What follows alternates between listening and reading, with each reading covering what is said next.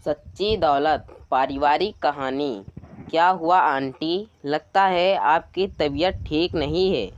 मेरी बेटी स्नेहा ने दौड़कर हमारे पड़ोस वाले घर की मिसेस चौधरी को गिरने से बचाने के लिए पकड़ते हुए कहा। वे अस्वस्थ सी लग रही थी और शायद सिर चकराने के कारण वे असंतुलित होकर गिरने वाली थी। मिसेस चौधरी कुछ बोलती इससे पहले ही बेटी ने कहा, आंटी आपको तो तेज़ बुखार है। चौधरी अंकल कहाँ हैं? चलिए हम आपको अस्पताल ले जाकर डॉक्टर को दिखाते हैं। मिसेस चौधरी कुछ बोल ना सकी। उन्होंने अपने घर की ओर इशारा किया। इतने में ही चौधरी जी स्नेहा की आवाज़ सुनते ही अपने घर से तेज़ी से दौड़ते हुए आए।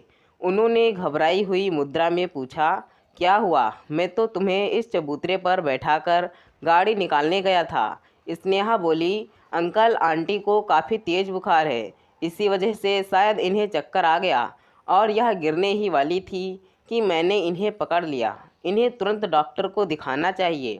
मैं पापा को बुलाती हूँ, हम अभी डॉक्टर के पास चलते हैं। स्नेहा ने आवाज़ देकर मुझे बुलाया। बाहर आने पर मुझे सारी स्थिति की जानकारी हुई। मैंने स्नेहा से हमारे अपने घर से पानी की बोतल, गिलास, ग्लूकोज लाकर मिसेस चौधरी को पिलाने को कहा।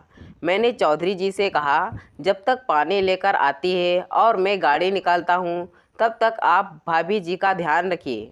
मैंने गाड़ी निकाली। चौधरी जी और स्नेहा मिसेस चौधरी को बीच में बैठाकर सहारा देते हुए पीछे वाली सीट पर बैठे। हम चारों गाड़ी से अस्पताल के आपातकालीन विभाग में पहुंचे। डॉक्टर ने मिसेस चौधरी का चेकअप किया और उन्हें स्वास्थ्य संबंधी कब और क्या समस्या है इसकी जानकारी दी। इसके पश्चात उसके उपचार में उनको कुछ इंजेक्शन देकर इंट्रोवेनस ग्लूकोज देने के लिए बोतल चढ़ाने की प्रक्रिया शुरू कर दी। डॉक्टर के अनुसार मिसेस चौधरी को डिहाइड्रेशन हो गया था, इसलिए रिहाइड्रेट करने के लिए चिकित्सकीय देखरेख में उन्हें अस्पताल में रोकना अनिवार्य था।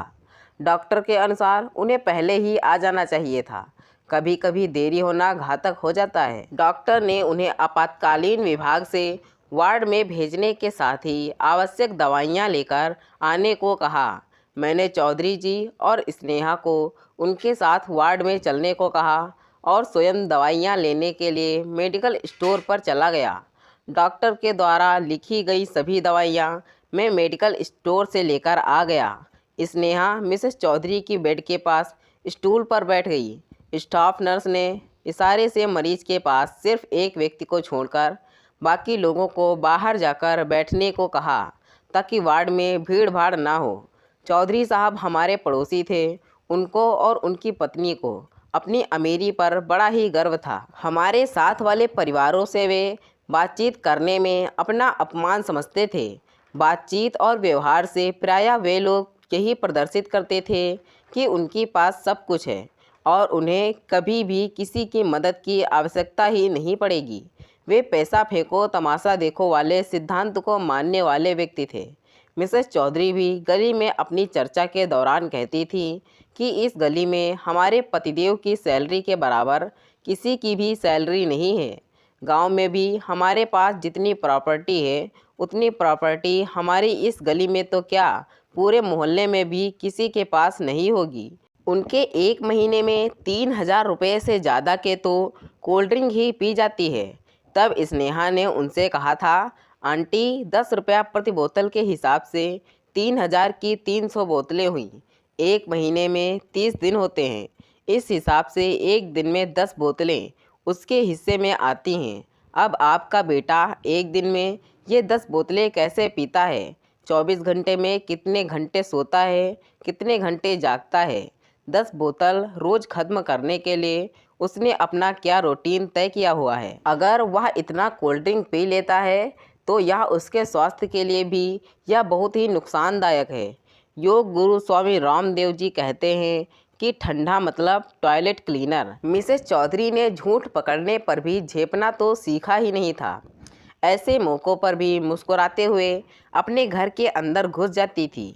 वैसे वे तो आसपास लोगों से बात करना भी अपनी प्रतिष्ठा के खिलाफ समझती थी। सामान्यतया किसी से बात भी तभी करती जब उन्हें सेखी बघारनी होती। आसपास के लोग उनकी इस आदत से भली भांति परिचित थे, तभी तो जब वह अपनी हाँक रही होती थी तब उनकी बात को कोई गंभीरता से नहीं सुनता था।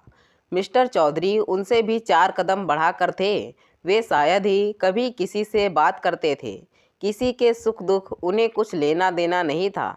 अपने घर से बाहर निकलते समय या बाहर से आते हुए घर में प्रवेश करते समय वह किसी की तरफ आंख उठाकर भी देखना नहीं पसंद करते थे। किसी से मेल जोल का तो कोई सवाल ही नहीं। चौधरी दंपति का शायद यही विचार था कि उनके पास बहुत सारा पैसा है। आज के समय पैसे की मदद से कुछ भी किया जा सकता है। अगर आपके पास पैसा है, उससे आप दुनिया की कोई भी सेवा प्राप्त कर सकते हैं। सीधा सा सिद्धांत है कि पैसा फेंको तमाशा देखो। शायद इसीलिए वे किसी से कोई संबंध नहीं रखना चाहते थे। उनका ऐसा मानना था कि लोग अमीरों से संबंध अपने लाभ के लिए ही बनाते हैं। हर किसी को अपने संबंध अपने समान स्तर वाले लोगों से ही बनाने चाहिए। उनके पास पैसा चाहे जितना हो, लेकिन वे रिक्शा वाले से, सब्जी वाले से, फल वाले से या अन्य जिस किसी की सेवा लेते उससे 2-4 रुपए के लिए भी लंबी बहस करने पर उतर आते थे। और इस बहस में वह अपनी अमीरी को बढ़ा चढ़ाकर वर्णन करके पूरे मोहल्ले को जानकारी करवा देते थे। बहस करते करते वे गाली गलौज और झगड़े पर उतर आते थे और इस क्रम में एक नहीं बल्कि अनेक बार उनकी पिटाई भी हो चुकी थी। मोहल्ले का कोई भी आदमी उनके झगड़े के बीच कोई समझौते की बात या उनका पक्ष लेने की जहमत नहीं उठाता था, क्योंकि उनके व्यवहार से सभी लोग भली भांति परिचित हो चुके थे। अपने बच्चों के साथ भी उनके संबंध मधुर नहीं थे। अमीरी का यशगान करके संतुष्टि का अनुभव करते थे, क्योंकि लोगों से उनकी बातचीत न के बराबर होती थी और आसपास के लोगों को उन्हें अपनी यशगाथा गाने का सामान्यतः अवसर ही प्राप्त नहीं होता था। इमरजेंसी के बाहर मेरे साथ बैठे हुए चौधरी साहब आज बेहद गंभीर और गमगीन लग रहे थे। शायद उनको आत्मग्लानि का अनुभव हो रहा था। उनके चेहरे की भावना से स्पष्ट था कि वे बेहद परेशान हैं। उनके कंधे पर मैंने ज्यों ही हाथ रखा तो वे फपक फपक कर रो पड़े। मैंने उन्हें धैर्य बांधते हुए कहा, चौधरी साहब, आप बिल्कुल चिंता ना करें। हम सब तन मन धन सहित आपके साथ हैं। आपको किसी भी प्रकार की चिंता करने की आवश्यकता नहीं है। भाभी भी जल्दी ही ठीक हो जाएंगी। जैसा कि डॉक्टर भी कह रहे थे कि हम लोग उन्हें सही वक्त पर ले आए। देर हो जाना घातक हो सकता था। इतना सुनते ही तो वह फूट फूट कर रोते हुए कहने लगे, हम दोनों का व्यवहार आप लोगों के साथ मधुर नहीं रहा, लेकिन फिर भी आपने हमारी उन गलतियों की तरफ ध्यान ना देकर हमारी मदद की है। इस समय आप लोग देवताओं की तरह हमारे रूखे व्यवहार को ध्यान में दिए बिना हमारी सहायता में लग गए। हम आपके आजीवन शुक्रगुजार रहेंगे। मैंने सांत्वना देते हुए उनसे कहा, आप नाहक ही अपराध बोध लिए बैठे हैं। हम लोग तो ऐसा कभी नहीं सोचते। आजकल सभी का समय बहुत ही कीमती है। हर आदमी अपने काम में व्यस्त है। आखिर हम एक दूसरे के पड़ोसी हैं। हमारा आपका सबसे निकट का संबंध है। हमारे पड़ोसी एक दूसरे के सुख दुख में जितनी जल्दी भागीदारी निभा सकते थे, इतना जल्दी कोई दूसरा नहीं निभा सकता है। हमारा या आपका कोई निकट संबंधी जब जानेगा तभी तो आ पाएगा, और जानने के बाद भी उसे हमारे पास कितना समय लगेगा यह भी परिस्थितियों पर ही निर्भर करता है। आज हमारी समझ में आ चुका है कि आदमी का काम आदमी से ही होता है। अगर इस समय आप लोगों ने मदद ना की होती तो मैं अकेले इसे कैसे लाता, और अगर देर हो जाती तो ना जाने क्या हो जाता। इंसान की जान अमूल्य होती है, इसकी पैसों से तुलना नहीं की जा सकती।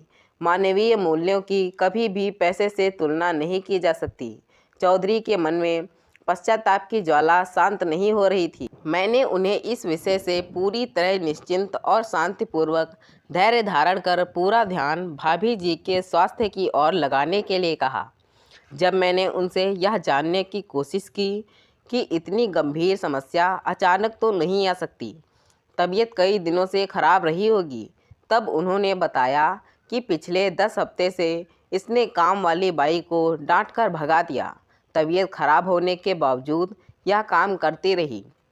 मेरे पास भी इसे डॉक्टर को दिखाने का समय नहीं था। आजकल बेटे से बातचीत बंद है, इसलिए उसे भी खबर नहीं की गई। पिछले 3-4 दिन से लूज मोशन आ रहा था। कल सुबह से हल्का और बाद में बुखार तेज हो गया। शाम को भी तबीयत खराब लग रही थी, पर बहुत ज़्यादा नहीं। रात में करीब 2 बजे तबीयत कुछ ज़्यादा खराब होने लगी, लेकिन इतनी रात में ले जाना संभव नहीं लगता था। सवेरे तक जो हाल हुआ उसके हिसाब से इसे मैं अकेले कैसे लाता। स्नेहा ने जिस समय इसे पकड़ा उस समय की हालत को देखकर तो मेरे जैसे हाथ पाँव ही फूल गए थे। आज मैं यह जान चुका हूँ कि सच्ची दौलत आपसी सहयोगी संबंधी ही है, बाकी ये धन संपत्ति सब गौड़ है। मैंने उन्हें अपराध बोध से पूर्णतः मुक्त कराने के उद्देश्य से कहा, आप इन सब चीज़ों को भूल जाएं और बीती ताही बिसारड़ी के आगे की सुध लेहू, क्योंकि वे क्षण जो दुख दे उन्हें भूल जाना ही श्रेयस्कर है। देखिए, वार्ड बॉय शायद हमें बुला रहा है। चौधरी साहब मेरे साथ साथ वार्ड बॉय की ओर बढ़ चले। तो दोस्तों, यह थी हमारी आज की कहानी। अगर यह कहानी आपको पसंद आई है तो कृपया इसे लाइक करें और कहानी पर अपनी राय देने के लिए इसमें कमेंट करें। दोस्तों, ऐसी ही और कहानियाँ सुनने के लिए हमारे चैनल को सब्सक्राइब करें। धन्यवाद दोस्तों। Thanks for watching this video.